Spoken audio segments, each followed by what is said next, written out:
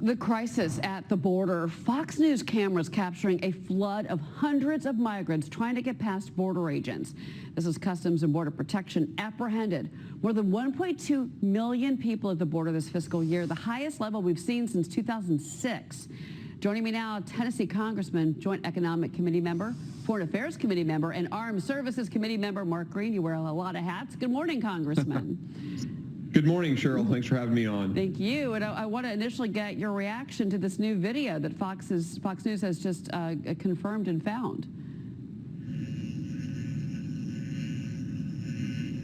Yeah, I mean, it's crazy what's going on at the southern border. You know, it's really about power for the Democrat Party. I mean, they are opening our southern border, and folks are pouring through because they know what happens when they get here.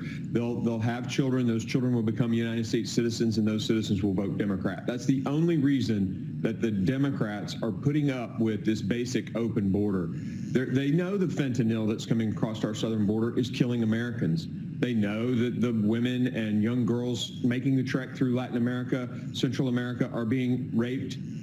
Nonpartisan organizations have said so, but they don't care because they know it empowers them. And that's what they're all about, is empowering themselves. What do you make of Ron DeSantis, the governor of Florida? Because he says, look, there's a direct correlation between what's happening in my state and the border. He says they're coming directly to Florida, and he says that that's got to stop. Is it the governor's voices that are going to actually rise up in this fight against the border and the crisis there? Well, we certainly hope so. I mean, the governors are pushing back. My governor in Tennessee told the Biden administration, don't bring the refugees here. There's reports that they're using Air Force aircraft now to fly refugees, the illegal aliens all over the country. And so the governors have got to push back. I actually have a bill that we filed that would allow the governors a say in this. They would actually get to approve whether or not the federal government turns every state in the nation into a border state.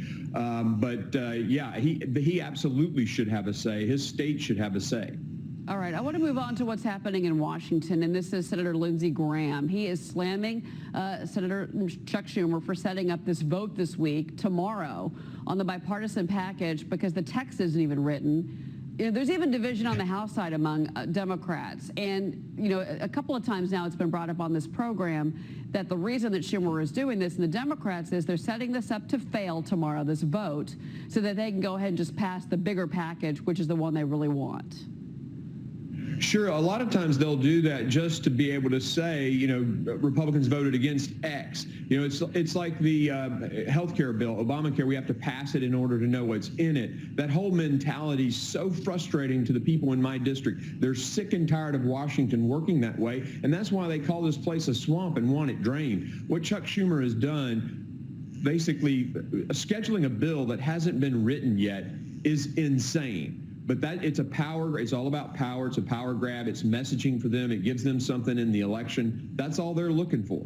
I want to bring in Joe Concha into this conversation, Joe, because you've covered the Hill for, I believe, decades. I don't want to age you too much here this morning, but, you know, but we've seen this play out before. Yeah, we've seen this play out before, Joe, and this is what they do. And the congressman is here. He's in the thick of this fight, and this is dirty politics, frankly.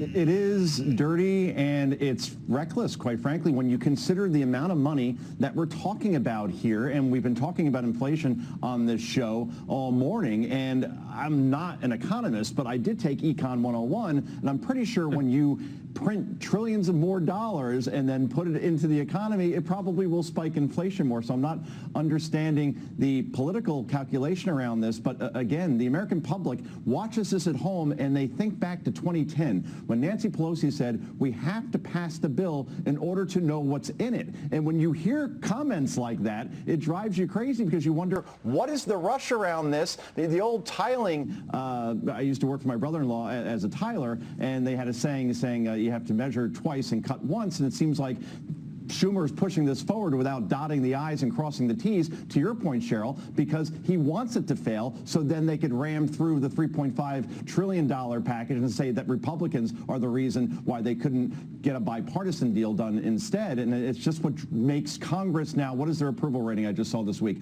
12%. Congress has an approval rating that's only below the media at 16%. Yeah, well, Congressman Green, I mean, you see these numbers. I mean, this is what happens. This is what, people get frustrated with all this spending.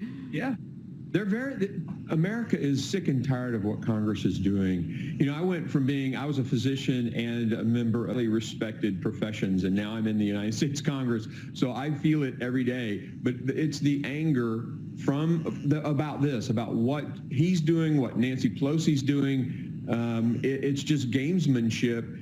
And again, they do it to put themselves in power. They want to concentrate power into the hands of fewer and fewer people here in Washington. Look at H.R. 1, look at stacking the Supreme Court, look at D.C. statehood. Everything they do is about their own power. And meanwhile, the constituents in Tennessee, your constituents are like, we've got a few roads and bridges we need fixed. Would you mind kind of getting to that? And hopefully they will. Exactly. Hopefully they will. Congressman Mark Green, thank you very much, Congressman, for being here.